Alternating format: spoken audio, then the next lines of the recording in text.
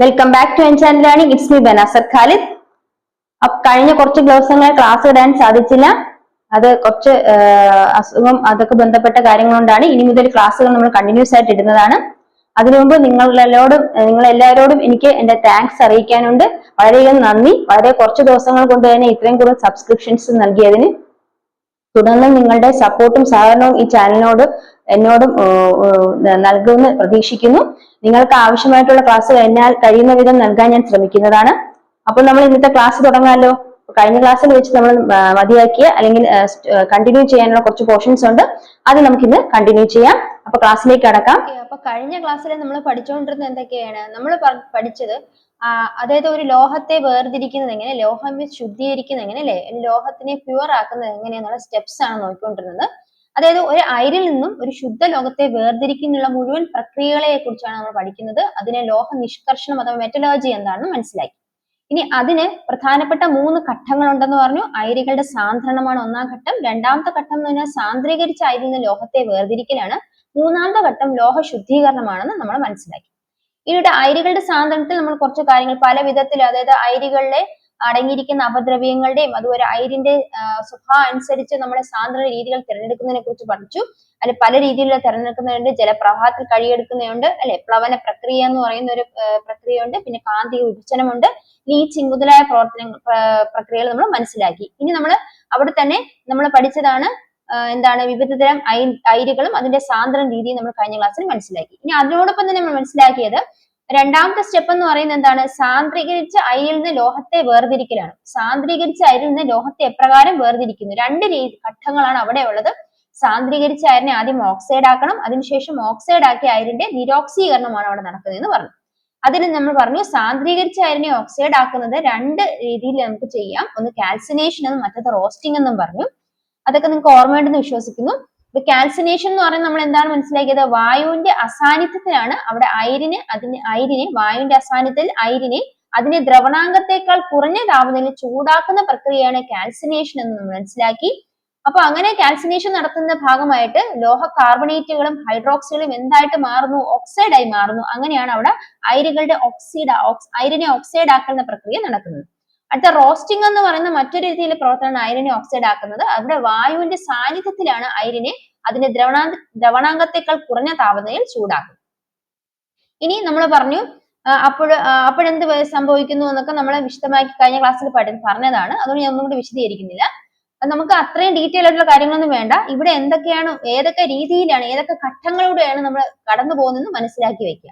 അടുത്തത് ഓക്സൈഡ് ആക്കി അയിരിന്റെ നിരോക്സീകരണം. ഇനി ഓക്സൈഡ് ആക്കി ആ അയിരിനെ നമ്മൾ നിരോക്സീകരണം നടത്തണം. അപ്പൊ അതിന് ആവശ്യമായിട്ടുള്ള നിരോക്സീകാരികൾ ഉപയോഗപ്പെടുത്തണം എന്ന് പറഞ്ഞു. അങ്ങനെ ലോഹങ്ങളുടെ ക്രിയാശീലതയുടെ അടിസ്ഥാനത്തിലാണ് നമ്മൾ നിരോക്സീകാരികളായിട്ട് വൈദ്യുതി, കാർബൺ മോണോക്സൈഡ് എന്നിവ ഉപയോഗപ്പെടുത്തുന്നത് പറഞ്ഞു. ഇനി നമ്മൾ ഒരു കാര്യങ്ങൾ മനസ്സിലാക്കി, ക്രിയാശീലം കൂടിയവയാണ് സോഡിയം, പൊട്ടാഷ്യം, കാൽസ്യം മുതലായ ലോഹങ്ങൾ. അവയുടെ അയിരുകളിൽ നിന്ന് അവയെ വേർതിരിക്കുന്നതിന് വേണ്ടിയിട്ട് നിരോക്സീകാരിയായി വൈദ്യുതിയാണ് ഉപയോഗിക്കുന്നതെന്ന് മനസ്സിലാക്കി. അപ്പൊ ക്രിയാശീലം കൂടിയ ലോഹങ്ങളെ വേർതിരിക്കാൻ, അവയുടെ അയിരുകളിൽ നിന്ന് വേർതിരിക്കാൻ നമ്മൾ നിരോക്സീകാരിയായിട്ട് എന്ത് ഉപയോഗിക്കുന്നു? വൈദ്യുതി ഉപയോഗിക്കുന്നതെന്ന് മനസ്സിലാക്കുക. അടുത്തത് ലോഹ ശുദ്ധീകരണം എന്ന് പറഞ്ഞ രണ്ടാമത്തെ ഘട്ടമാണ് ഇന്ന് മനസ്സിലാക്കാൻ പോകുന്നത്. ലോഹ ശുദ്ധീകരണം രണ്ടാമത്തെ ഘട്ടമല്ല, മൂന്നാമത്തെ ഘട്ടമാണ് ലോഹ ശുദ്ധീകരണം. നിരോക്സീകരണം വഴി ലഭിക്കുന്ന ലോഹത്തിൽ മറ്റു ലോഹങ്ങളും ലോഹ ഓക്സൈഡുകളും ചെറിയ തോതിൽ ചില അലോഹങ്ങളും അപദ്രവ്യങ്ങളായി അടങ്ങിയിട്ടുണ്ട്. അപ്പൊ എന്താണ് പറഞ്ഞിരിക്കുന്നത്? നിരോക്സീകരണം വഴി ലഭിക്കുന്ന ലോഹത്തിൽ, നമ്മളിപ്പോ ലോഹം നിരോക്സീകരണം, ലോഹത്തിന് നിരോക്സീകരണം സംഭവിച്ചു. ഈ നിരോക്സീകരണം വഴി ലഭിക്കുന്ന ലോഹത്തിൽ മറ്റു ലോഹങ്ങളും ലോഹ ഓക്സൈഡുകളും ചെറിയ തോതിൽ ചില അലോഹങ്ങളും അപദ്രവ്യങ്ങളായി കാണാറുണ്ട്. അപ്പൊ ഈ നിരോക്സീകരണം കഴിഞ്ഞിട്ട് വരുന്ന ലോഹത്തിലും എന്ത് കാണും? അപദ്രവ്യങ്ങൾ ഇനിയും ഉണ്ട്, അല്ലെ? ഏതൊക്കെ രീതിയിലാണ്? മറ്റു ലോഹങ്ങളായിരിക്കും അപദ്രവ്യങ്ങൾ, അല്ലെങ്കിൽ ലോഹ ഓക്സൈഡുകൾ അപദ്രവ്യങ്ങളായിട്ട് കാണാം, അല്ലെങ്കിൽ ചില അലോഹങ്ങളും അപദ്രവ്യങ്ങളായിട്ട് കാണപ്പെടുന്നുണ്ട്. അപ്പൊ ഇവയും നീക്കം ചെയ്താൽ മാത്രമേ ശുദ്ധമായിട്ടുള്ള ലോഹം നമുക്ക് കിട്ടുകയുള്ളൂ. അപ്പൊ ഇങ്ങനെ ഈ അപദ്രവ്യങ്ങളെ നീക്കം ചെയ്ത് ശുദ്ധമായ ലോഹം നിർമ്മിക്കുന്ന പ്രക്രിയയാണ് ലോഹ ശുദ്ധീകരണം എന്ന് മനസ്സിലാക്കുക. അപ്പൊ എന്താണ് ലോഹ ശുദ്ധീകരണം എന്ന് വെച്ചാല്, നിരോക്സീകരണം ചെയ്തതിന് ശേഷം ലഭിക്കുന്ന ലോഹത്തില് ലോഹങ്ങളും, അതായത് ലോഹ ഓക്സൈഡുകളും മറ്റു ലോഹങ്ങളും ചെറിയ തോതിൽ ചില അലോഹങ്ങളും അടങ്ങിയിട്ടുണ്ട്. ആ അപദ്രവ്യങ്ങളെ നീക്കം ചെയ്ത് ശുദ്ധമായ ലോഹം നിർമ്മിക്കുന്ന പ്രക്രിയയാണ് എന്ത് ലോഹ ശുദ്ധീകരണം എന്ന് നമ്മൾ മനസ്സിലാക്കുക. എന്താണ് ഇത്രയേ ഉള്ളൂ. നിരോക്സീകരണം വഴി ലഭിക്കുന്ന ലോഹത്തിൽ മറ്റു ലോഹങ്ങളും ലോഹ ഓക്സൈഡുകളും ചെറിയ തോതിൽ ചില അലോഹങ്ങളും അപദ്രവ്യങ്ങളായി കാണാറുണ്ട്. ഈ അപദ്രവ്യങ്ങളെ നീക്കം ചെയ്ത് ശുദ്ധമായ ലോഹം നിർമ്മിക്കുന്ന പ്രക്രിയയാണ് ലോഹ ശുദ്ധീകരണം എന്ന് മനസ്സിലാക്കുക. അടുത്ത് നമ്മൾ മനസ്സിലാക്കാൻ പോകുന്നത് എന്താണ് ശുദ്ധീകരിക്കേണ്ട ലോഹങ്ങൾ. നമ്മൾ നേരത്തെ അവിടെ പറഞ്ഞു സാന്ദ്രണത്തിന് ഒരു പ്രത്യേക രീതി ഉണ്ടെന്ന് പറഞ്ഞു അല്ലെ. നമ്മൾ അപദ്രവ്യ ലായനികളെ സാന്ദ്രണം നടത്തിയത് അങ്ങനെയാണെന്ന് പറഞ്ഞു. ഇവിടെ ശുദ്ധീകരിക്കേണ്ട ലോഹങ്ങളും അവയിൽ അടങ്ങിയിരിക്കുന്ന മാലിന്യങ്ങളുടെ സ്വഭാവാടിസ്ഥാനമാക്കിയ ലോഹ ശുദ്ധീകരണത്തിന് വിവിധ മാർഗങ്ങൾ നമ്മൾ സ്വീകരിക്കുന്നത്. അപ്പം നമ്മൾ ലോഹം ശുദ്ധീകരിക്കണം. അപ്പൊ ആ ലോഹം ശുദ്ധീകരിക്കുന്നത് എന്തിനെ അടിസ്ഥാനപ്പെടുത്തിയാണ്? നമുക്ക് ശുദ്ധീകരിക്കേണ്ട ലോഹങ്ങളുടെ അതിൽ അടങ്ങിയിരിക്കുന്ന മാലിന്യങ്ങളുടെ സ്വഭാവം മനസ്സിലാക്കിയാണ് നമ്മൾ ലോഹ ശുദ്ധീകരണത്തിന് വിവിധ മാർഗങ്ങൾ തിരഞ്ഞെടുക്കുന്നത്. അതിൽ ഒന്നാമത്തെ മാർഗം എന്ന് പറയുന്നത് ഉരുക്കി വേർതിരിക്കലാണ്. അപ്പൊ ലോഹ ശുദ്ധീകരണത്തിലെ ഒന്നാമത്തെ മാർഗം എന്താണ്? ഉരുക്കി വേർതിരിക്കൽ. അപ്പൊ ഉരുക്കി വേർതിരിക്കൽ എന്ന് പറയുന്നതാണ് ഒന്നാമത്തെ ലോഹ ശുദ്ധീകരണ മാർഗം. അപ്പൊ അവിടെ എന്താണ് ചെയ്യുന്നത് നോക്കാം. അവിടെ കുറഞ്ഞ ദ്രവണാങ്കമുള്ള ടിൻ, ലെഡ് എന്നീ ലോഹങ്ങളിൽ അപദ്രവ്യമായി ഉയർന്ന ദ്രവണാങ്കമുള്ള മറ്റു ലോഹങ്ങൾ, ലോഹ ഓക്സൈഡുകൾ തുടങ്ങിയവ ഉണ്ടായിരിക്കും. അപ്പൊ കുറഞ്ഞ ദ്രവണാങ്കമുള്ള, ഇവിടെ നിങ്ങൾ മനസ്സിലാക്കുള്ളത് ദ്രവണാങ്കം കുറഞ്ഞ ടിന്ന്, ലെഡിന് പൊതുവെ ദ്രവണാങ്കം കുറവാണ്. ഈ ലോഹങ്ങൾക്ക് അപദ്രവ്യമായിട്ട് ഉയർന്ന ദ്രവണാങ്കമുള്ള മറ്റു ലോഹങ്ങളോ ലോഹ ഓക്സൈഡുകളോ ആയിട്ടായിരിക്കും ഉണ്ടായിരിക്കുന്നത്. അപ്പൊ ദ്രവണാങ്കം കുറഞ്ഞ ടിന്നിനും ലെഡിനും അടങ്ങിയിരിക്കുന്ന അപദ്രവ്യം എങ്ങനെയായിരിക്കും? ഉയർന്ന ദ്രവണാങ്കമുള്ള മറ്റു ലോഹങ്ങളാകാം, ലോഹ ഓക്സൈഡുകളാകാം. അപ്പൊ ഇത്തരത്തിലുള്ളപ്പോൾ ഇതിൽ നിന്നും ലോഹത്തെ ശുദ്ധീകരിക്കണമെങ്കിൽ എന്ത് ചെയ്യണം? നമ്മള് ഈ ഉരുക്കി വേർതിരിക്കൽ എന്ന് പറയുന്ന പ്രക്രിയയാണ് ഉപയോഗപ്പെടുത്തുന്നത്. അപ്പൊ ലോഹ ഓക്സൈഡുകളും ലോഹങ്ങളെയും മറ്റു ലോഹങ്ങളും അത് ലോഹ ഓക്സൈഡുകളും ഏതിൽ കാണും? ഈ പറഞ്ഞ ടിന്ന്, ലെഡ് മുതലായ ലോഹങ്ങളിൽ കാണും. അപ്പൊ ഇവിടെ മനസ്സിലാക്കുക ഉരുക്കി വേർതിരിക്കൽ എന്ന് പറയുന്നത് ഉപയോഗപ്പെടുത്തുന്ന എവിടെയാണെന്ന് നോക്കാം. ഇത്തരം ലോഹങ്ങൾ ഫർണസിന്റെ ചരിഞ്ഞ പ്രതലത്തിൽ വെച്ച് ചൂടാക്കുമ്പോൾ ശുദ്ധലോഹം അപദ്രവ്യങ്ങളിൽ നിന്ന് വേർതിരിഞ്ഞ് ഉരുകി താഴേക്ക് വരുന്നു. അപ്പൊ ഇത്തരം ലോഹങ്ങൾ ഫർണസിന്റെ ചരിഞ്ഞ പ്രതലത്തിൽ വെച്ച് ചൂടാക്കുമ്പോൾ എത്തരം ലോഹങ്ങൾ? ഈ പറയുന്ന കുറഞ്ഞ ദ്രവണാങ്കമുള്ള ടിൻ, ലെഡ് മുതലായ ലോഹങ്ങൾ കുറഞ്ഞ ദ്രവണാങ്കമുള്ള ടിൻ, ലെഡ് മുതലായ ലോഹങ്ങൾ എന്താണ്? അവ ഫർണസിന്റെ ചരിഞ്ഞ പ്രതലത്തിൽ വെച്ച് ചൂടാക്കുമ്പോൾ അതിന് ശുദ്ധലോഹം അപദ്രവ്യങ്ങളിൽ നിന്ന് വേർതിരിഞ്ഞ് ഉരുകി താഴേക്ക് വരുന്നു. മനസ്സിലായോ? അപ്പൊ ഈ പ്രക്രിയയാണ് ഉരുക്കി വേർതിരിക്കൽ എന്ന് പറയുന്നത്. അപ്പൊ ഇത്രയേ ഉള്ളൂ അവിടെ മനസ്സിലാക്കാനുള്ളത്. ലോഹ ശുദ്ധീകരണം എന്ന് പറയുന്നത് നമ്മൾ നേരത്തെ പറഞ്ഞ നിരോക്സീകരണം വഴി ലഭിക്കുന്ന ലോഹത്തിൽ ഇനിയും ശുദ്ധീകരിക്കാനായിട്ടുള്ള അപദ്രവ്യങ്ങളുണ്ട്. അപ്പൊ അത് ചിലപ്പോൾ മറ്റു ലോഹങ്ങളുടെ സാന്നിധ്യമാകാം, അല്ലെങ്കിൽ ലോഹ ഓക്സൈഡുകളാകാം, അല്ലെങ്കിൽ ചെറിയ തോതിൽ ചില അലോഹങ്ങളാകാം എന്ന് പറഞ്ഞു. അപ്പൊ അവയുടെ സ്വഭാവം അനുസരിച്ചും അതുപോലെ തന്നെ ശുദ്ധീകരിക്കുന്ന ലോഹങ്ങളുടെ സ്വഭാവം അനുസരിച്ചുമാണ് നമ്മൾ വിവിധ മാർഗങ്ങൾ, ലോഹ ശുദ്ധീകരണ മാർഗങ്ങൾ സ്വീകരിക്കുന്നത്. അതിൽ ഒന്നാമത്തേതാണ് ഉരുക്കി വേർതിരിക്കൽ. ആ ഉരുക്കി വേർതിരിക്കൽ നമ്മൾ ഇത്ര മനസ്സിലാക്കാവുള്ളൂ. എന്താണ്? അവിടെ കുറഞ്ഞ ദ്രവണാങ്കമുള്ള ടിൻ, ലെഡ് എന്നീ ലോഹങ്ങളാണ് നമ്മൾ ഉയർന്ന ദ്രവണാങ്കമുള്ള അപദ്രവ്യത്തിൽ നിന്നും വേർതിരിക്കുന്നത്. മനസ്സിലായോ? ഇനി അതുപോലെ തന്നെ മനസ്സിലാക്കാനുള്ളത് ഉരുക്കി വേർതിരിക്കൽ എന്ന് പറയുന്ന പ്രക്രിയ എവിടെയാണ് ഉപയോഗപ്പെടുത്തുന്നത്? നമ്മൾ പറഞ്ഞു ടിൻ, ലെഡ് മുതലായ കുറഞ്ഞ ദ്രവണാങ്കമുള്ള ലോഹങ്ങളിൽ നിന്നും അപദ്രവ്യമായി ഉയർന്ന ദ്രവണാങ്കമുള്ള മറ്റു ലോഹങ്ങളെയാണ് അല്ലെങ്കിൽ ലോഹ ഓക്സൈഡുകളെയാണ് ഇവിടെ വേർതിരിച്ചെടുക്കുന്നത്. അപ്പൊ ഇത്രയേ ഉള്ളൂ ഉരുക്കി വേർതിരിക്കൽ. അടുത്തത് സ്വേദനം. അപ്പൊ ഉരുക്കി വേർതിരിക്കൽ മനസ്സിലായാലും അവിടെ ദ്രവണാങ്കം കുറഞ്ഞിരിക്കുന്ന ലോഹങ്ങളെ ദ്രവണാങ്കം കൂടിയ അപദ്രവ്യങ്ങളിൽ നിന്നും ശുദ്ധീകരിക്കുന്നതിനാണ് ഉരുക്കി വേർതിരിക്കൽ എന്ന പ്രക്രിയ ഉപയോഗപ്പെടുത്തുന്നത്.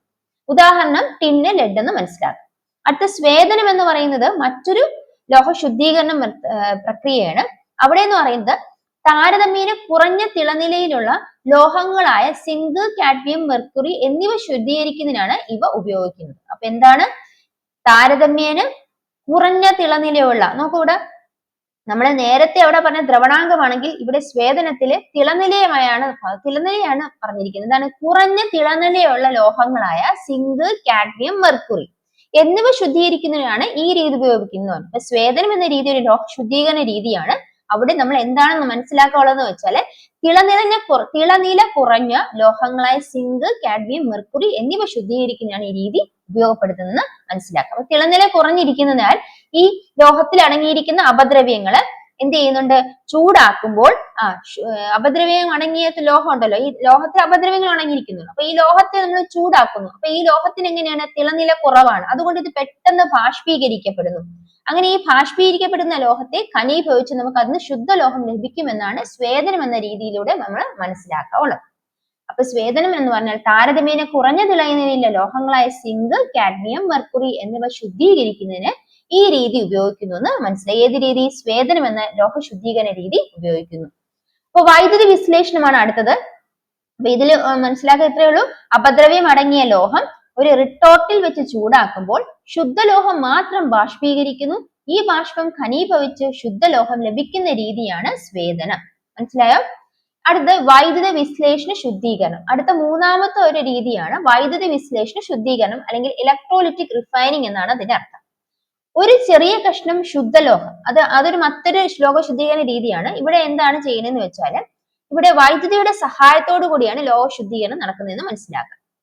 ഒരു ചെറിയ കഷ്ണം ശുദ്ധലോഹം നെഗറ്റീവ് ഇലക്ട്രോഡും ശുദ്ധീകരിക്കേണ്ട അപദ്രവ്യമടങ്ങിയ ലോഹം പോസിറ്റീവ് ഇലക്ട്രോഡായും ആ ലോഹത്തിന്റെ ലവണലായനി ഇലക്ട്രോലൈറ്റ് ആയി എടുത്ത് വൈദ്യുത വിശ്ലേഷണയുടെ ലോഹം ശുദ്ധീകരിക്കുന്ന പ്രക്രിയയാണ് വൈദ്യുത വിശ്ലേഷണ ശുദ്ധീകരണം. അപ്പൊ വൈദ്യുത വിശ്ലേഷണ ശുദ്ധീകരണം എന്ന് പറഞ്ഞാൽ നിങ്ങൾ ഇത്രയും മനസ്സിലാക്കിയാൽ മതി. വൈദ്യുതിയുടെ സഹായത്തോടു കൂടിയാണ് അവിടെ ലോഹ ശുദ്ധീകരണം നടക്കുന്നത്. അപ്പോൾ നമ്മൾ എന്തൊക്കെ പ്രയോജനപ്പെടുത്തുന്നു? അതായത് ഇവിടെ നമ്മൾ ഒരു ശുദ്ധ ലോഹത്തിന്റെ ഒരു കഷ്ണം എടുക്കുന്നു. ആ ശുദ്ധ ലോഹത്തെ നെഗറ്റീവ് ഇലക്ട്രോഡ് സൂക്ഷിക്കേണ്ട നെഗറ്റീവ് ഇലക്ട്രോഡായിട്ട് വെക്കുന്നു. അപ്പം ഇതൊരു എന്താണ് നമുക്ക് രാസപ്രവർത്തനം നമ്മളൊരു സെല്ല് ക്രിയേറ്റ് ചെയ്യണം അല്ലെ. അപ്പൊ ഇവിടെ എന്താണ് ഈ സെല്ലില് എന്താണ് പോസിറ്റീവ് ഇലക്ട്രോഡും ഉണ്ട്, നെഗറ്റീവ് ഇലക്ട്രോഡും ഉണ്ട്. അപ്പം നമ്മൾ ശുദ്ധമായ നമ്മൾ ആവശ്യമായിട്ടുള്ള ലോഹം, ശുദ്ധമായിട്ടുള്ള ഒരു കഷ്ണം ലോഹം നമ്മൾ എടുക്കുകയാണ്. നമുക്ക് ആവശ്യമായിട്ട് ഈ ഒരു സംവിധാനത്തിന് ആവശ്യമായിട്ട് ശുദ്ധമായിട്ട് ഒരു കഷ്ണം ലോഹം എടുക്കുന്നു. അതിനെ എന്താണ് ചെയ്യുന്നത്? അതിനെ നെഗറ്റീവ് ഇലക്ട്രോഡിലേക്ക് കണക്ട് ചെയ്യുന്നു. അതുപോലെ തന്നെ നമുക്ക് എന്താണ് അപദ്രവ്യത്തിൽ നിന്നും ലോഹം അപദ്രവ്യങ്ങളും കൂടെ ചേർന്നിരിക്കുന്ന ലോഹം ഉണ്ടല്ലോ, അപദ്രവ്യങ്ങൾ അടങ്ങിയ ലോഹം, അവയെ പോസിറ്റീവ് ഇലക്ട്രോഡായിട്ട് നമ്മൾ എടുത്തു. ഇനി ഇവയെ എന്ത് ചെയ്യുന്നു? ഇവയെ ഒരു ലവണ ലായനിയിലായിട്ടാണ് നമ്മൾ ചേർത്ത് വെച്ചിരിക്കുന്നത്. അപ്പൊ ഈ ലവണ ലായനി എന്ന് പറഞ്ഞ ഇലക്ട്രോലൈറ്റ് ആയിട്ടാണ് ഉപയോഗപ്പെടുത്തുന്നത്. എന്താണ് ഈ ലോഹത്തിന്റെ ലവണ ലായനിയെ ഇലക്ട്രോലൈറ്റ് ആയിട്ടാണ് പറയുന്നത്. ഇനി ഇങ്ങനെ ഇലക്ട്രോലൈറ്റ് ആയിട്ട് എടുത്തിരിക്കുന്ന അതിനുശേഷം ഇതിലൂടെ വൈദ്യുതി കടത്തിവിടുന്നു. വൈദ്യുതി വിശ്ലേഷണത്തിലൂടെ ലോഹത്തെ ശുദ്ധീകരിക്കുന്ന പ്രക്രിയയാണ്. അപ്പം വൈദ്യുതി വിശ്ലേഷണം എന്ന് പറഞ്ഞാൽ ഒരു ലോഹം എടുക്കുന്നു, നമുക്ക് ഒരു ശുദ്ധ ലോഹം നമ്മൾ എടുക്കുന്നു, അതിനെ എന്താണ് നെഗറ്റീവ് ഇലക്ട്രോഡിലേക്ക് കണക്ട് ചെയ്യുന്നു. അതുപോലെ തന്നെ നമുക്ക് ശുദ്ധീകരിക്കേണ്ട അപദ്രവ്യങ്ങളാണെങ്കിൽ ലോഹത്തെ പോസിറ്റീവ് ഇലക്ട്രോഡിലേക്ക് കണക്ട് ചെയ്യുന്നു. മാത്രമല്ല ഇവയെ ഒരു ലോഹത്തിന്റെ ലവണ ലായനിയിലാണ് വെച്ചിരിക്കുന്നത്. ആ ലവണ ലായനി ഇലക്ട്രോലൈറ്റ് ആയിട്ട് പ്രവർത്തിക്കുന്നു. അത്തരത്തിൽ അതിലൂടെ വൈദ്യുതി കടത്തിവിട്ടാണ് വൈദ്യുതി വിശ്ലേഷണത്തിലൂടെയാണ് ലോഹം ശുദ്ധീകരിക്കുന്നത്. അപ്പൊ വൈദ്യുതി വിശ്ലേഷണ ശുദ്ധീകരണം ഇത്രയേ ഉള്ളൂ. ഇവിടെ ഒരു എക്സാമ്പിൾ പറഞ്ഞിരിക്കുന്നത് കോപ്പർ ശുദ്ധീകരിക്കുന്ന രീതിയാണ്. ഇവിടെ ശുദ്ധമായ കോപ്പർ, അതായത് ശുദ്ധമായ കോപ്പർ, നമ്മൾ നേരത്തെ പറഞ്ഞ ശുദ്ധമായ ലോഹത്തിന്റെ ഒരു പീസ്, അതുപോലെ ശുദ്ധമായ ലോഹമായ കോപ്പർ കാഥോഡിൽ എടുത്തിരിക്കുക. നെഗറ്റീവ് ഇലക്ട്രോഡിനെ കാഥോഡ് എന്നാണ് പറയുന്നത്. അതുകൊണ്ടാണ് കാഥോഡ് എന്ന് പറയുന്നത്. നെഗറ്റീവ് ഇലക്ട്രോഡിന് കാഥോഡ് എന്ന് പറയുന്നു. അവിടെ നമ്മൾ ശുദ്ധമായ കോപ്പർ എടുക്കുന്നു.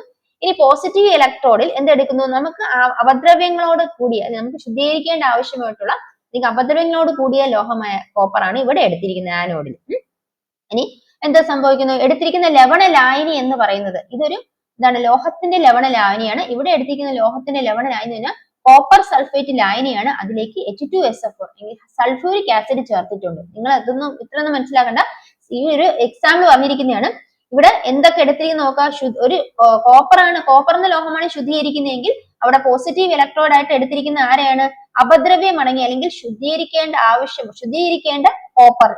കോപ്പറാണ് ആനോഡായിട്ട് അല്ലെങ്കിൽ പോസിറ്റീവ് ഇലക്ട്രോഡ് ആയിട്ട് എടുത്തിരിക്കുന്നത്. ഇനി ശുദ്ധമായ കോപ്പർ ലോഹമാണ് കാഥോഡ് ആയിട്ട് അല്ലെങ്കിൽ നെഗറ്റീവ് ഇലക്ട്രോഡ് ആയിട്ട് എടുത്തിരിക്കുന്നത്. ഇനി ഇവിടെ ഉപയോഗിച്ചിരിക്കുന്ന ഇലക്ട്രോലൈറ്റ് എന്ന് പറയുന്നത് എന്താണ്? ലവണ ലായനി. ഇവിടുത്തെ ഏതാണ്? കോപ്പർ സൾഫേറ്റ് ലായനി. ഈ ലോഹത്തിന്റെ ലവണ ലായനി കോപ്പർ സൾഫേറ്റ് ലായനി, അത് H2SO4 ചേർത്താണെന്ന് മനസ്സിലാക്കുക. ഇനി ഇവിടെ നമ്മളിപ്പോ പറഞ്ഞ കാര്യമാണ് ആനോഡ് എന്ന് പറയുന്നത്. ഇവിടെ എന്താണ്? ആനോഡ് എന്ന് പറഞ്ഞ പോസിറ്റീവ് ഇലക്ട്രോഡ് ആണ്. അവിടെ നമ്മൾ എടുത്തിരിക്കുന്ന ആരെയാണെന്ന് പറഞ്ഞു? ശുദ്ധീകരിക്കേണ്ട കോപ്പർ ആണ്. ഈ കാഥോഡ് എന്ന് പറയുന്ന നെഗറ്റീവ് ഇലക്ട്രോഡ് ആണ്. അവിടെ എടുത്തിരിക്കുന്നത് ശുദ്ധ കോപ്പർ ആണെന്ന് എഴുതുക. ഇനി ഇലക്ട്രോലൈറ്റ് എന്ന് പറയുന്നത് എന്താണ്? ഇലക്ട്രോലൈറ്റ് ഇവിടെ എടുത്തിരിക്കുന്നത് ലോഹത്തിന്റെ ലവണ ലായനിയാണ്, അതായത് കോപ്പർ സൾഫേറ്റ് ലായനിയാണ് ഇവിടുത്തെ ഇലക്ട്രോലൈറ്റ്. ഇനി ആനോഡിൽ എന്ത് രാസപ്രവർത്തനം നടക്കുന്നതെന്ന് വെച്ചാല് ഇതിലൂടെ വൈദ്യുതി കടത്തി വിടുമ്പോൾ, ഇത് മനസ്സിലാക്കാൻ വേണ്ടിയിട്ടാണ്, ഇതിലൂടെ വൈദ്യുതി കടത്തി വിടുമ്പോൾ എന്ത് സംഭവിക്കുന്നു വെച്ചാൽ ഈ ശുദ്ധീകരിക്കേണ്ടതായിട്ടുള്ള കോപ്പറിൽ നിന്നും എന്താണ് ഇലക്ട്രോൺസ് അല്ലെങ്കിൽ ഈ കോപ്പറിന്റെ അയോൺസ് എങ്ങോട്ട് പോകുന്നു എന്ന് വെച്ചാൽ ഈ പറയുന്ന കാഥോഡിലേക്ക് പോകുന്നു. അപ്പൊ ആനോഡിൽ നടക്കുന്ന രാസപ്രവർത്തനം എന്ന് പറയുന്നത് എന്താണ്? ഈ പറയുന്ന ആനോഡിൽ നിന്നും ശുദ്ധീകരിക്കേണ്ടതായിട്ടുള്ള ലോഹമായ കോപ്പർ ലവണ ലായനിയിലേക്ക് നിക്ഷേപിക്കപ്പെടുകയും അവിടെ നിന്ന് അത് കാഥോഡിലേക്ക് എത്തി ഈ പറയുന്ന കാഥോഡിൽ ശുദ്ധമായ ലോഹത്തിൽ പറ്റിപ്പിടിക്കുകയും ചെയ്യുന്നു. അപ്പം അങ്ങനെയാണ് ഇവിടെ എന്താണ് ഈ പറയുന്ന ലോഹം അശുദ്ധ അല്ലെങ്കിൽ അപദ്രവ്യങ്ങൾ അടങ്ങിയ കോപ്പറിൽ നിന്നും ശുദ്ധമായ കോപ്പറിനെ വേർതിരിച്ചെടുക്കുന്നത് ഇപ്രകാരമാണ്. അപ്പൊ നിങ്ങൾ ഇത്രയും മനസ്സിലാക്കുക, വൈദ്യുതി വിശ്ലേഷണം എന്ന് പറഞ്ഞാൽ ഇത്രയേ ഉള്ളൂ. വൈദ്യുതി വിശ്ലേഷണത്തിൽ നമ്മുടെ വൈദ്യുതിയുടെ വിശ്ലേഷണ ശുദ്ധീകരണം എന്ന് പറഞ്ഞാൽ അവിടെ വൈദ്യുതി ഉപയോഗപ്പെടുത്തിയാണ് വിശ്ലേഷണം നടക്കുന്നത്, അല്ലെങ്കിൽ വൈദ്യുതി ഉപയോഗപ്പെടുത്തിയാണ് ശുദ്ധീകരണം നടക്കുന്നത് മനസ്സിലാക്കുക. അപ്പൊ ലോഹ ശുദ്ധീകരണമാണ് നമ്മളിപ്പോ പഠിച്ചത്. അതിലെ ലോഹ ശുദ്ധീകരണം എന്ന് പറയുന്നത് 3 രീതിയിൽ നടത്താം എന്നാണ് പറയുന്നത്. ലോഹ ശുദ്ധീകരണം എന്താണെന്ന് മനസ്സിലാക്കി ലോഹ ശുദ്ധീകരിക്കേണ്ടത് ആവശ്യം എന്താണ്? നിരോക്സീകരണം കഴിഞ്ഞിരിക്കുന്ന ലോഹത്തിൽ ഇനിയും അപദ്രവ്യങ്ങൾ അടങ്ങിയിട്ടുണ്ട്. അത് പല അലോഹങ്ങളായിട്ടായിരിക്കാം, അല്ലെങ്കിൽ മറ്റു ലോഹങ്ങളായിട്ടുള്ള ലോഹ ഓക്സൈഡുകളൊക്കെ ആയിട്ടായിരിക്കും. അപ്പൊ അവ മാറ്റേണ്ട ആവശ്യമുണ്ട്. അപ്പൊ അങ്ങനെ ഈ പറയുന്ന അപദ്രവ്യങ്ങളെ നീക്കം ചെയ്ത് ശുദ്ധമായ ലോഹം നിർമ്മിക്കുന്ന പ്രക്രിയയാണ് എന്ത്? ലോഹ ശുദ്ധീകരണം എന്ന് പറഞ്ഞിരിക്കുന്നത്. ഇവിടെ നമ്മൾ നേരത്തെ പറഞ്ഞു ഈ പറയുന്ന അപദ്രവ്യത്തിന്റെ അതുപോലെ തന്നെ ശുദ്ധീകരിക്കുന്ന ലോഹത്തിന്റെ സ്വഭാവത്തിനനുസരിച്ച് മാർഗങ്ങൾ സ്വീകരിക്കാന്നാണ്. ഒന്നാമത്തെ മാർഗം ഉരുക്കി വേർതിരിക്കലാണ്. ഇവിടെ എന്താണ് മനസ്സിലാക്കാനുള്ളത്? കുറഞ്ഞ ദ്രവണാങ്കമുള്ള ടിൻ, ലെഡ് എന്നീ ലോഹങ്ങളിൽ അപദ്രവ്യമായി ഉയർന്ന ദ്രവണാങ്കമുള്ള മറ്റു ലോഹങ്ങൾ, ലോഹ ഓക്സൈഡ് തുടങ്ങിയവ ഉണ്ടായിരിക്കും. അപ്പൊ ദ്രവണാങ്കം കുറഞ്ഞ ടിൻ, ലെഡ് എന്ന ലോഹങ്ങളിൽ അപദ്രവ്യമായിട്ട് ദ്രവണാങ്കം കൂടിയ മറ്റു ലോഹങ്ങൾ, ലോഹ ഓക്സൈഡ് ഉണ്ടായിരിക്കും. ഇവയിൽ നിന്ന് ഇതിനെ വേർതിരിച്ച് ലോഹത്തെ ടിൻ, ലെഡ് മുതലായ ലോഹങ്ങളെ ശുദ്ധീകരിക്കാൻ ഉപയോഗപ്പെടുത്തുന്ന മാർഗമാണ് ഉരുക്കി വേർതിരിക്കൽ. അടുത്ത സ്വേദനം. കുറഞ്ഞ തിളനിലയുള്ള ലോഹങ്ങളായ സിങ്ക്, കാഡ്മിയം, മെർക്കുറി എന്നിവ ശുദ്ധീകരിക്കുന്നതിനാണ് സ്വേദനം അഥവാ ഡിസ്റ്റിലേഷൻ എന്ന് പറയുന്ന ലോഹ ശുദ്ധീകരണ രീതി ഉപയോഗപ്പെടുത്തുന്നത്. അടുത്ത വൈദ്യുതി വിശ്ലേഷ ശുദ്ധീകരണം എന്ന് പറഞ്ഞാൽ അവിടെ എന്താണ്? വൈദ്യുതി വിശ്ലേഷണത്തിലൂടെ ഒരു ലവണ ലായനിയുടെയും അതുപോലെ തന്നെ നെഗറ്റീവ് ഇലക്ട്രോഡായിട്ട് ശുദ്ധലോഹം എടുക്കുന്നു. അതുപോലെ തന്നെ അപദ്രവ്യമായിട്ടുള്ള ലോഹത്തെ പോസിറ്റീവ് ഇലക്ട്രോഡായിട്ട് എടുക്കുന്നു. ലവണ ലായനി ഇലക്ട്രോലൈറ്റ് ആയിട്ട് ലോഹത്തിന്റെ ലവണ ലായനി ഇലക്ട്രോലൈറ്റ് ഒക്കെ ഉപയോഗപ്പെടുത്തി വൈദ്യുതി വിശ്ലേഷണത്തോടെയാണ് അവിടെ ലോഹം ശുദ്ധീകരിക്കപ്പെടുന്നത്. അപ്പൊ അതാണ് വൈദ്യുതി വിശ്ലേഷണത്തിലൂടെ ലോഹ ശുദ്ധീകരണം. അടുത്ത് നമ്മൾ പഠിക്കാൻ പോകുന്നത് ഇരുമ്പിന്റെ വ്യാവസായിക നിർമ്മാണമാണ്. എന്താണ്? ഇരുമ്പിന്റെ വ്യാവസായിക നിർമ്മാണം. നമ്മൾ നോക്കാൻ പോകുന്നത് ഇരുമ്പിന്റെ വ്യാവസായിക നിർമ്മാണമാണ്. ഇരുമ്പിന്റെ വ്യാവസായിക നിർമ്മാണത്തെ കുറിച്ച് നോക്കാൻ പോകുന്നത് ഇവിടെ അയണിന്റെ ധാതുക്കളാണ് ഹെമറ്റൈറ്റ്, മാഗ്നറ്റൈറ്റ്, അയൺ പൈറൈറ്റ്സ് എന്നിവ. അപ്പൊ അയണിന്റെ ധാതുക്കൾ ഏതൊക്കെയാണ്? Hematite, magnetite, iron pyrites. എന്നാൽ അയണിന്റെ അയിരുകൾ ഏതൊക്കെയാണ്? മാഗ്നറ്റൈറ്റ്, ഹെമറ്റൈറ്റ് ആണ് അയിരുകളായിട്ട് പറയപ്പെടുന്നത്. ഇനി അയൺ പൈറൈറ്റ്സിനെ വിഡ്ഢികളുടെ സ്വർണം എന്ന് വിശേഷിപ്പിക്കുന്നു. ഇതിന്റെ മങ്ങിയ മഞ്ഞ കളർന്ന ബ്രാസിന്റെ നിറം സ്വർണത്തോട് സാദൃശ്യം കാണിക്കുന്നതിനാണ് ഇതിനെ വിഡ്ഢികളുടെ സ്വർണം എന്ന് അറിയപ്പെടുന്നത്. ഇരുമ്പ് വ്യാവസായികമായി നിർമ്മിക്കുന്നത് പ്രധാനമായും ഹെമറ്റൈറ്റിൽ നിന്നാണ്. ഇപ്പൊ ഇരുമ്പ് വ്യാവസായികമായി നിർമ്മിക്കുന്ന പ്രധാനമായും ഏതിൽ നിന്നാണ്? ഹെമറ്റൈറ്റിൽ നിന്നാണ് മനസ്സിലാക്കുക. ഇനി ഇവിടെ ഹെമറ്റൈറ്റിൽ നിന്ന് ഇരുമ്പിനെ എങ്ങനെ നിർമ്മിക്കുന്നു എന്നാണ് അടുത്ത മനസ്സിലാക്കാൻ പോകുന്നത്. സാന്ദ്രത കുറഞ്ഞ അപദ്രവ്യങ്ങളാണ് ഹെമറ്റൈറ്റിൽ അടങ്ങിയിരിക്കുന്നത്. അതുകൊണ്ട് ജലപ്രവാഹത്തിൽ കഴുകി മാറ്റപ്പെടുന്നു. സാന്ദ്രത കുറഞ്ഞ അപദ്രവ്യങ്ങളാണ് ഹെമറ്റൈറ്റിൽ അടങ്ങിയിരിക്കുന്നത്. ഇരുമ്പിന്റെ അയിരായ ഹെമറ്റൈറ്റിൽ സാന്ദ്രത കുറഞ്ഞ അപദ്രവ്യങ്ങളാണ് അടങ്ങിയിരിക്കുന്ന ജലപ്രവാഹത്തിൽ കഴുകി മാറ്റുകയാണ് ചെയ്യുന്നത്. ഇനി കാന്തിക വിഭജനത്തിലൂടെ മാലിന്യങ്ങളെ നീക്കം ചെയ്യാം. മാലിന്യങ്ങളെ നീക്കം ചെയ്യാം. ഇനി ഈ അയിരിനെ എന്തിനു? റോസ്റ്റിങ്ങിന് വിധേയമാക്കുന്നു. റോസ്റ്റിങ്ങിന് വിധേയമാക്കി കഴിയുമ്പോൾ ഇതിൽ അടങ്ങിയിരിക്കുന്ന അപദ്രവ്യങ്ങളായ സൾഫർ, ആഴ്സനിക്, ഫോസ്ഫറസ് തുടങ്ങിയ മാലിന്യങ്ങൾ അവയുടെ ഓക്സൈഡുകളായി വാതക രൂപത്തിൽ മാറ്റം ചെയ്യപ്പെടുന്നു. അപ്പം റോസ്റ്റിംഗ് വിധേയമാക്കി കഴിയുമ്പോൾ അപദ്രവ്യങ്ങൾ സൾഫർ, ആഴ്സനിക്, ഫോസ്ഫറസ് തുടങ്ങിയ മാലിന്യങ്ങൾ ഓക്സൈഡുകളാകുന്നു. അത് വാതക രൂപത്തിൽ നീക്കം ചെയ്യപ്പെടുന്നു. ഇതിനോടൊപ്പം തന്നെ ജലാംശവും നീക്കം ചെയ്യപ്പെടുന്നു. ഇനി അയിരിൽ കാണപ്പെടുന്ന ഒരു ഗ്യാങ് ആണ് സിലിക്കൺ ഡയോക്സൈഡ്. ഈ ഹെമറ്റൈറ്റ് അയിരിൽ കാണപ്പെടുന്ന ഗ്യാങ് ആണ് സിലിക്കൺ ഡയോക്സൈഡ് അഥവാ സിലിക്ക. ഇത് നീക്കം ചെയ്യപ്പെടുന്നില്ല. അപ്പൊ സിലിക്ക അഥവാ സിലിക്കൺ ഡയോക്സൈഡ് എന്ന അയിരിലെ ഗ്യാങ് നീക്കം ചെയ്യപ്പെടാത്തതിനാൽ അതിന് ഉപയോഗപ്പെടുത്തുന്ന സംവിധാനമാണ് ഇത് ബ്ലാസ്റ്റ് ഫർണസ്. ബ്ലാസ്റ്റ് ഫർണസ് എന്ന സംവിധാനം ഉപയോഗപ്പെടുത്തിയാണ് ഹെമറ്റൈറ്റിനെ അയണാക്കി മാറ്റുന്നത്. അപ്പൊ ബ്ലാസ്റ്റ് ഫർണസ് എന്ന സംവിധാനം ഉപയോഗപ്പെടുത്തിയാണ് എന്ത് ചെയ്യുന്നത്? ഹെമറ്റൈറ്റിനെ അയണാക്കി മാറ്റുന്നത്. ഈ ഫർണസിന്റെ ഇനി എങ്ങനെയാണ് ബ്ലാസ്റ്റ് ഫർണസിൽ ഈ സംവിധാനം പ്രയോജനപ്പെടുന്നത് നോക്കാം.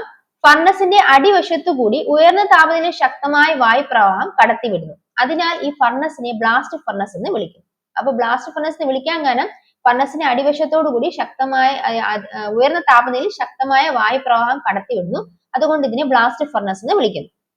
ഇനി ബ്ലാസ്റ്റ് ഫർണസിന്റെ മുകൾ വശത്ത് പ്രത്യേക ക്രമീകരണത്തിലൂടെ ഹെമറ്റേറ്റ്, ചുണ്ണാമ്പുകല്ല്, കോക്ക് എന്നിവ നിക്ഷേപിക്കുന്നു. ഹെമറ്റേറ്റ്, ചുണ്ണാമ്പുകല്ല്, കോക്ക് എന്നിവ ബ്ലാസ്റ്റ് ഫർണസിന് മുകളിൽ നിക്ഷേപിക്കുന്നു. ബ്ലാസ്റ്റ് ഫർണസിൽ പ്രധാനമായി നടക്കുന്ന രാസപ്രവർത്തനമാണ് ഇനി പറയാൻ പോകുന്നത്.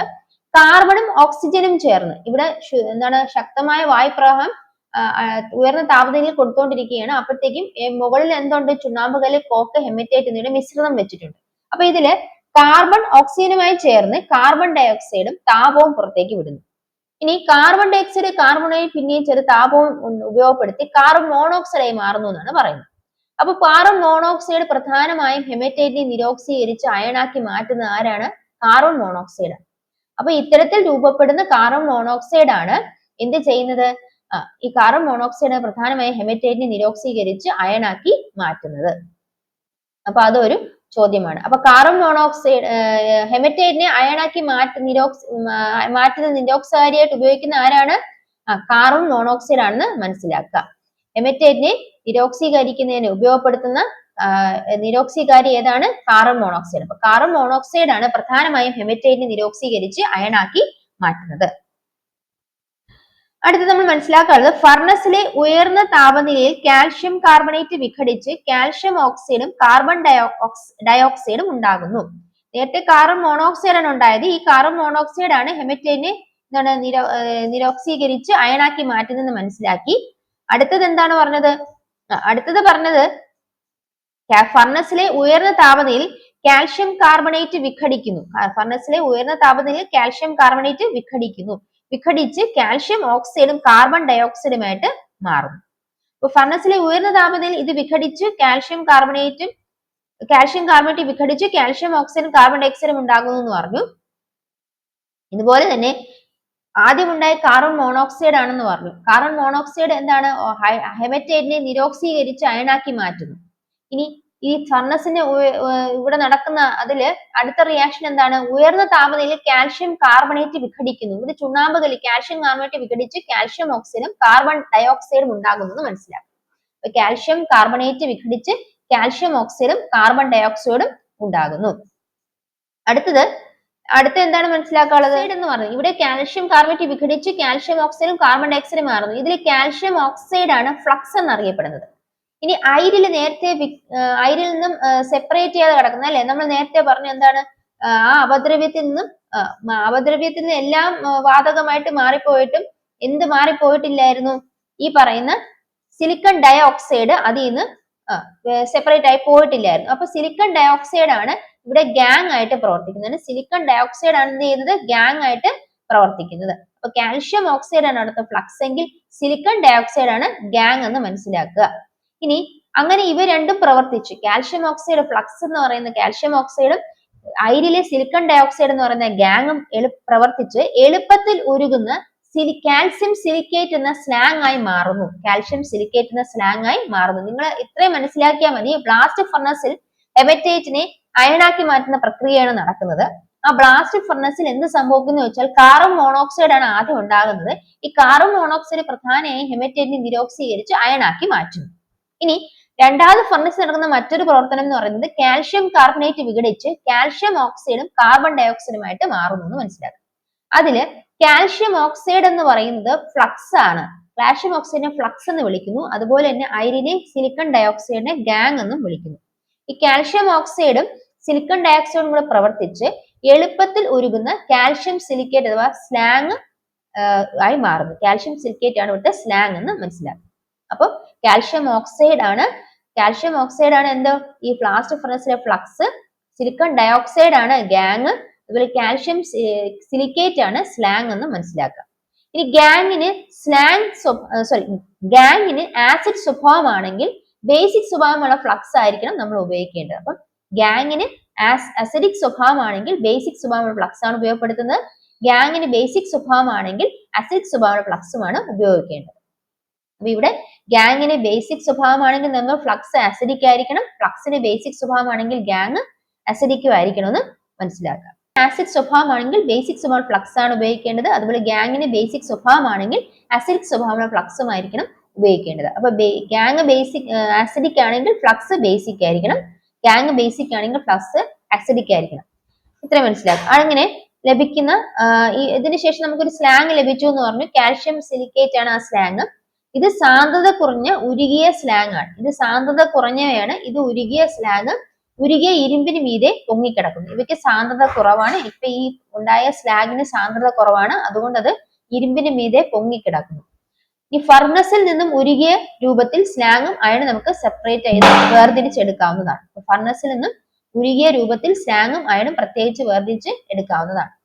അങ്ങനെ ലഭിക്കുന്ന ബ്ലാസ്റ്റ് ഫർണസിൽ ലഭിക്കുന്ന ഈ ഉരുകിയ അയണില് 4% കാർബണും മറ്റു മാലിന്യങ്ങളായ മാംഗനീസ്, സിലിക്കൺ, ഫോസ്ഫറസ് എന്നിവ അടങ്ങിയിട്ടുണ്ട്. ഇതിനെ പിഗ് അയൺ എന്ന് വിളിക്കുന്നു. എന്താണ് പിഗ് അയൺ? അതായത് ബ്ലാസ്റ്റ് ഫർണസിൽ നിന്ന് നമുക്ക് ലഭിക്കുന്ന ഈ പറയുന്ന എന്താണ് അയണിൽ എന്തുണ്ട്? അയണിൽ ബ്ലാസ്റ്റ് ഫർണസിൽ നമുക്ക് അയൺ ലഭിച്ചു, സ്ലാങ്ങും അയണും വേർതിരിച്ച് ലഭിച്ചു അല്ലെ. അപ്പൊ ആ അയണില് 4% എന്തുണ്ട്? കാർബൺ അടങ്ങിയിട്ടുണ്ട്. അതുപോലെ മറ്റു മാലിന്യങ്ങളായ മാംഗനീസ്, സിലിക്കൺ, ഫോസ്ഫറസ് എന്നിവ അടങ്ങിയിട്ടുണ്ട്. ഇതിനെ പിഗ് അയൺ എന്ന് വിളിക്കുന്നു. അപ്പൊ പിഗ് അയൺ എന്ന് പറഞ്ഞാൽ എന്താണ്? ബ്ലാസ്റ്റ് ഫർണസിൽ നിന്ന് ലഭിക്കുന്ന അയണിൽ അടങ്ങിയിരിക്കുന്നത് എന്തൊക്കെയാണ്? 4% കാർബൺ, മറ്റു മാലിന്യങ്ങളായ മാംഗനീസ്, സിലിക്കൺ, ഫോസ്ഫറസ് എന്നിവയാണെന്ന് മനസ്സിലാക്കുക. ഇതിനെയാണ് പിഗ് അയൺ എന്ന് വിളിക്കുന്നത് മനസ്സിലാക്കുക. അപ്പൊ പിഗ് അയൺ എന്ന് പറയുന്നതാണ് അയണിൽ 4%, പിഗ് അയണിൽ 4% കാർബൺ കാണും. അതുപോലെ തന്നെ മാലിന്യങ്ങളായ മാംഗനീസ്, സിലിക്കൺ, ഫോസ്ഫറസ് എന്നിവ അടങ്ങിയിട്ടുണ്ട്. ഇതിനെ പിഗ് അയൺ എന്ന് വിളിക്കുന്നു. അടുത്ത് നമ്മൾ മനസ്സിലാക്കാൻ പോകുന്നത് ഇരുമ്പിന്റെ അയിരിനെ കുറിച്ചാണ്. ഇരുമ്പിന്റെ അയിര് എന്താണ്? ഇരുമ്പിന്റെ അയിര് ഹെമറ്റൈറ്റ് ആണ്. ഇരുമ്പിന്റെ അയിരായിട്ട് നമ്മളിവിടെ പഠിച്ചത്. വ്യാവസായികമായി ഇരുമ്പിനെ നിർമ്മിക്കാൻ ഉപയോഗിക്കുന്ന അയിര് ഏതായിരുന്നു? ഹെമറ്റൈറ്റ് ആയിരുന്നു. അപ്പൊ ഇരുമ്പിന്റെ അയിര് ഹെമറ്റൈറ്റ്. ഇനി ബ്ലാസ്റ്റ് ഫർണസിലേക്ക് നിക്ഷേപിച്ച അസംസ്കൃത വസ്തുക്കൾ, എന്തൊക്കെ വസ്തുക്കളായിരുന്നു ബ്ലാസ്റ്റ് ഫർണസിലേക്ക് നിക്ഷേപിച്ചത്? നമ്മൾ പറഞ്ഞു കോക്ക്, ചുണ്ണാമ്പ് കല്ല്, ഹെമറ്റൈറ്റ് എന്നിവയുടെ മിശ്രിതമാണ് ബ്ലാസ്റ്റ് ഫർണസിലേക്ക് നമ്മൾ നിക്ഷേപിച്ച അസംസ്കൃത വസ്തുക്കൾ. ഇനി ഹെമറ്റൈറ്റിനെ നിരോക്സീകരിക്കാൻ ഉപയോഗിക്കുന്ന പദാർത്ഥം, ഏത് പദാർത്ഥമാണ് ഹെമറ്റൈറ്റിനെ നിരോക്സീകരിക്കാൻ ഉപയോഗിച്ചത്? കാർബൺ മോണോക്സൈഡ് ആണ് പ്രധാനമായും ഹെമറ്റൈറ്റിനെ നിരോക്സീകരിച്ച് അയണാക്കി മാറ്റുന്നതെന്ന് അവിടെ നമ്മൾ പഠിച്ചു. അപ്പൊ കാർബൺ മോണോക്സൈഡ് ആണ് ഹെമറ്റൈറ്റ് നിരോക്സീകരിക്കാൻ ഉപയോഗിച്ച പദാർത്ഥം. ഇനി ഇവിടെ ഗാങ് ഏതാണ്? ഗാങ് അപദ്രവ്യങ്ങൾ എന്നെല്ലാം കുറെ അപദ്രവ്യങ്ങൾ ശുദ്ധീകരിച്ചു പോയപ്പോഴും അവിടെ ശുദ്ധീകരിക്കപ്പെടാതെ കിടന്ന സിലിക്കൺ ഡയോക്സൈഡ് ആണ് ഗാങ് എന്നറിയപ്പെടുന്നത് മനസ്സിലാക്കി. സിലിക്കൺ ഡയോക്സൈഡ് ആണ് ഗാങ് എന്ന് നമ്മൾ മനസ്സിലാക്കി. ഇനി അടുത്തത് എന്താണ്? അടുത്ത ചോദ്യം എന്താണ്? ഫ്ലക്സ് അല്ലെ. ഫ്ലക്സ് ഏതായിരുന്നു? കാൽഷ്യം ഓക്സൈഡ് ആണ് ഫ്ലക്സ് എന്ന് പറയുന്നത്. കാൽഷ്യം ഓക്സൈഡ് ആണ് ഇരുമ്പ് നിർമ്മാണത്തിലെ ഫ്ലക്സ്. കാൽഷ്യം ഓക്സൈഡ് ആണ്. അതുപോലെ സിലിക്കൺ ഡയോക്സൈഡ് ആണ് എന്താണ്? ഗാങ് എന്ന് മനസ്സിലാക്കി. ഇനി സ്ലാങ് എന്ന് പറയുന്നത് കാൽഷ്യം സിലിക്കേറ്റ് അല്ലെങ്കിൽ CaSiO3 എന്നാണ് സ്ലാങ് ഇവിടുത്തെ സ്ലാങ്. ഇനി സ്ലാങ് രൂപീകരണ പുറത്തിന്റെ സമവാക്യം അത് നമുക്ക് മനസ്സിലാക്കണം. നമുക്ക് ഇത്രയും കാര്യങ്ങൾ മനസ്സിലാക്കാം. എന്താണ്? ബ്ലാസ്റ്റ് ഫർണസിൽ നിക്ഷേപിച്ച അസംസ്കൃത വസ്തുക്കളെ കുറിച്ച് അറിയുക. ഇരുമ്പിന്റെ അയിര് ഹെമറ്റൈറ്റ് എന്ന് അറിയണം. ബ്ലാസ്റ്റ് ഫർണസ് നിക്ഷേപിച്ച അസംസ്കൃത വസ്തുക്കൾ ഏതൊക്കെയാണ്? ഹെമറ്റൈറ്റ്, ചുണ്ണാമ്പ് കല്ല്, കോക്ക്. ഹെമറ്റൈറ്റിനെ നിരോക്സീകരിക്കാൻ ഉപയോഗിക്കുന്ന പദാർത്ഥം കാർബൺ മോണോക്സൈഡ്. ഗാങ് ആയി ഉപയോഗിച്ചത് സിലിക്കൺ ഡയോക്സൈഡ് ആണ്. ഫ്ലക്സ് ആയി ഉപയോഗപ്പെടുത്തത് കാൽഷ്യം ഓക്സൈഡ് ആണ്. ഇനി സ്ലാങ് ആയിട്ട് വന്നത് കാൽഷ്യം സിലിക്കേറ്റ് അല്ലെങ്കിൽ CaSiO3 എന്നും മനസ്സിലാക്കും. ഇനി അലോയ് സ്റ്റീലുകൾ. നമ്മൾ സ്റ്റീലിനെ കുറിച്ച് കഴിഞ്ഞ ക്ലാസ്സിലൊക്കെ പഠിച്ചതാണ്. ലോഹ സങ്കരങ്ങളിൽ പെടുന്നതാണ് സ്റ്റീൽ അല്ലെ. ലോഹ സങ്കരങ്ങൾ എന്ന് പറഞ്ഞാൽ ലോഹങ്ങൾ, ഒന്നിലധികം ലോഹങ്ങള് മിക്സ് ചെയ്താണ് നമുക്ക് ലോഹ സങ്കരങ്ങൾ ലഭിക്കുന്നതെന്ന് പറഞ്ഞു. അതിൽ തന്നെ സ്റ്റെയിൻലെസ് സ്റ്റീൽ എന്ന് പറയുന്നത് എന്താണ്? അതിൽ ലോഹ സങ്കരങ്ങളോടൊപ്പം തന്നെ ചില അലോഹങ്ങളോട് അടങ്ങിയിട്ടുണ്ട്. നമ്മൾ കഴിഞ്ഞ ക്ലാസ്സിലേക്ക് മനസ്സിലാക്കിയതാണ്. ഇവിടെ നോക്കാം. അലോയ് സ്റ്റീലുകൾ മറ്റു ലോഹങ്ങൾ ചേർത്ത് അലോയ് സ്റ്റീലുകൾ നിർമ്മിക്കുന്നു. സ്റ്റീലിൽ മറ്റു ലോഹങ്ങൾ ചേർത്ത് എന്ത് നിർമ്മിക്കുന്നു? അലോയ് സ്റ്റീൽ നിർമ്മിക്കുന്നു. വിവിധതരം അലോയ് സ്റ്റീലുകളുടെ പേരും അവയുടെ ഘടകങ്ങളുമാണ് താഴെ പറഞ്ഞിരിക്കുന്നത്. അലോയ് സ്റ്റീലുകൾ. സ്റ്റെയിൻലെസ് സ്റ്റീൽ അലോയ് സ്റ്റീൽ ആണ് സ്റ്റെയിൻലെസ് സ്റ്റീൽ. അപ്പൊ സ്റ്റീലുകളിൽ മറ്റു ലോഹങ്ങൾ ചേർന്നാണ് എന്ത് നിർമ്മിക്കുന്നത്? അലോയ് സ്റ്റീൽ നിർമ്മിക്കുന്നത്. അലോയ് സ്റ്റീലുകളിലെ ഒന്നാമത്തെ എക്സാമ്പിൾ ആണ് സ്റ്റെയിൻലെസ് സ്റ്റീൽ. അതിന്റെ ഘടകങ്ങൾ എന്ന് പറയുന്നത് അയൺ, Fe എന്ന് പറഞ്ഞാൽ അയൺ ആണ്, Cr എന്ന് പറഞ്ഞാൽ ക്രോമിയം ആണ്, Na എന്ന് പറഞ്ഞാൽ നിക്കൽ ആണ്, C എന്ന് പറഞ്ഞാൽ കാർബൺ ആണ്. അപ്പൊ Fe അയൺ ആണ്, Cr chromium, Na nickel, C എന്ന് പറയുന്നത് കാർബൺ ആണ് മനസ്സിലാക്കുക. അപ്പം ഇതിൽ അലോയ് സ്റ്റീലുകളിലെ stainless steel Fe, Cr, Na, C ഇത്രയാണ് ഘടകങ്ങൾ. ഇനി ഇതിന്റെ പ്രത്യേകത എന്ന് പറയുന്നത് നമ്മൾ പറഞ്ഞു അലോഹ സങ്കരങ്ങൾ. എന്തിനാണ് ലോഹ സങ്കരങ്ങൾ? ലോഹ സങ്കരങ്ങൾ എന്തിനാണ് ഉപയോഗപ്പെടുത്തുന്നത്? അതിന് ലോഹങ്ങളെക്കാട്ടി ഉറപ്പ് ഉണ്ടായിരിക്കും അല്ലെ. ഉറപ്പ് കൂടുതലുകൊണ്ടാണ് നമ്മൾ ലോഹ സങ്കരങ്ങളൊക്കെ ഉപയോഗപ്പെടുത്തുന്നത്. പിന്നെ ലോഹനാശനം 90% കുറയ്ക്കാൻ സാധിക്കും ലോഹസങ്കരങ്ങൾ ഉപയോഗപ്പെടുത്തിയ. അപ്പം ലോഹസങ്കരങ്ങൾക്ക് ഉദാഹരണമാണ് അലോയ് സ്റ്റീലുകൾ. അതിലൊന്നാണ് സ്റ്റെയിൻലെസ് സ്റ്റീല്. സ്റ്റെയിൻലെസ് സ്റ്റീല് എന്താണ്? സ്റ്റെയിൻലെസ് സ്റ്റീൽ ഒരു അലോഹസങ്കരം, സ്റ്റെയിൻലെസ് സ്റ്റീൽ ഒരു ലോഹസങ്കരമാണ്. ഇവിടെ നമ്മൾ ആ സ്റ്റെയിൻലെസ് സ്റ്റീലിനോടൊപ്പം തന്നെ മറ്റു ലോഹങ്ങൾ ചേർത്താണ് അലോയ് സ്റ്റീൽ നിർമ്മിക്കുന്നതെന്ന് പറഞ്ഞു. അപ്പൊ അതിലൊന്നാണ് സ്റ്റെയിൻലെസ് സ്റ്റീൽ.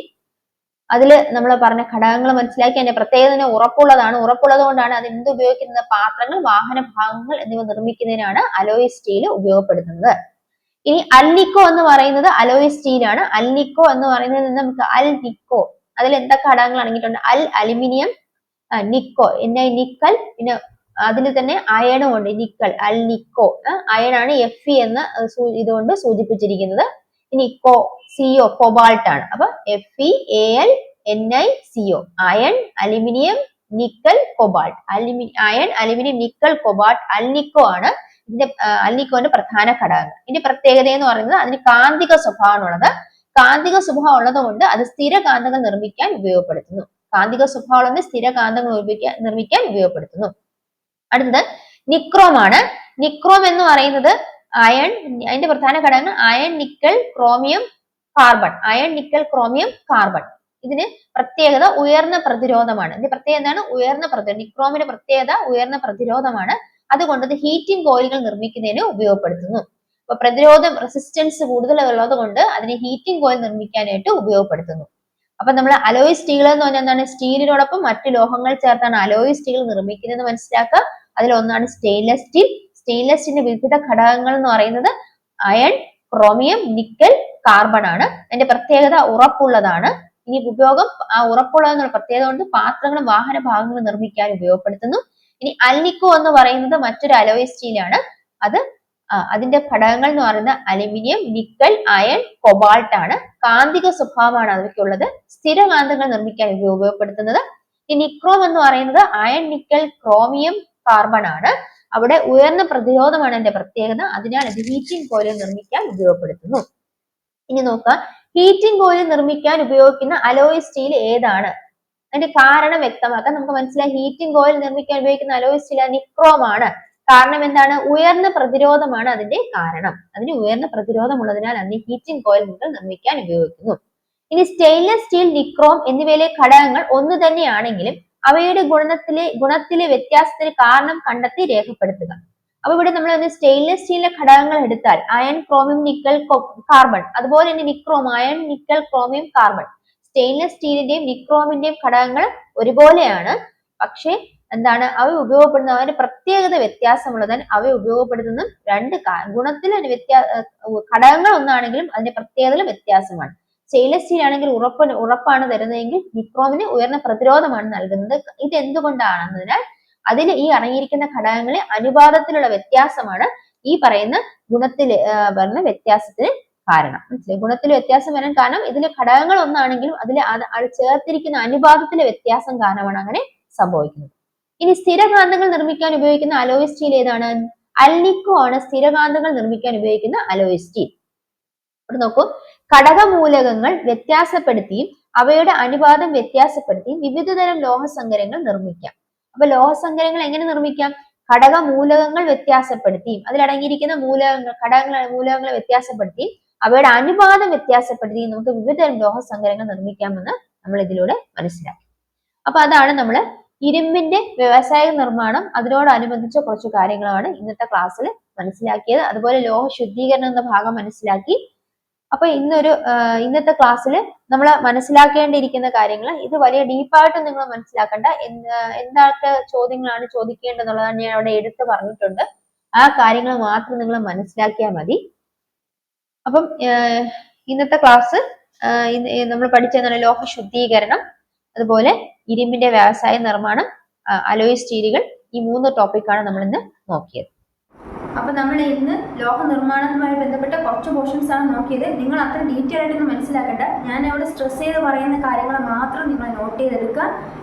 ഈ പറയുന്ന ഗ്യാങ് എന്താണ്, സ്ലാങ് എന്താണ്, അത് ഫ്ലക്സ് എന്താണ്, അതൊക്കെ എന്താണെന്ന് മനസ്സിലാക്കുക. ബ്ലാസ്റ്റ് ഫർണസിൻ്റെ ഉപയോഗം എന്തെന്ന് മനസ്സിലാക്കുക. ഇരുമ്പിൻ്റെ വ്യവസായ നിർമ്മാണം, ജസ്റ്റ് ഇങ്ങനത്തെ കുറേ പോയിന്റ്സാണ് മനസ്സിലാക്കാനുള്ളത്. അതുപോലെ തന്നെ ലോഹ ശുദ്ധീകരണം ആണെങ്കിൽ എത്തരത്തിലുള്ള ലോഹ ശുദ്ധീകരണം, ഏതൊക്കെ ലോഹങ്ങളെ വേർതിരിക്കാനാണ് എന്നുള്ള കാര്യങ്ങളൊക്കെ നിങ്ങൾ നോട്ട് ചെയ്യാനുള്ളത്. അപ്പോൾ ഇനി ഒരു ചെറിയ പോർഷൻ എടുത്താൽ മാത്രമേ ഈ ചാപ്റ്റർ കംപ്ലീറ്റ് ആവുള്ളൂ. അപ്പം അത് ഉടനെ തന്നെ അടുത്ത ക്ലാസ്സിൽ നൽകുന്നതാണ്. അപ്പോൾ നിങ്ങൾ മാക്സിമം കിട്ടുന്ന കണ്ടൻസും സമയവും ഉപയോഗപ്പെടുത്തി പഠിക്കണം. അതിന് എല്ലാ ദിവസവും പ്രയോജനപ്പെടുത്തണം. അപ്പോൾ അടുത്ത ക്ലാസ്സിൽ നമുക്ക് കാണാവുന്നതാണ്. നിങ്ങൾ ഇത്തരത്തിൽ പഠിച്ച് മുന്നേറിയാൽ നിങ്ങൾക്ക് തീർച്ചയായും അടുത്ത വർഷം ഒരു സർക്കാർ ജോലിയിൽ പ്രവേശിക്കാൻ സാധിക്കുന്നതാണ്.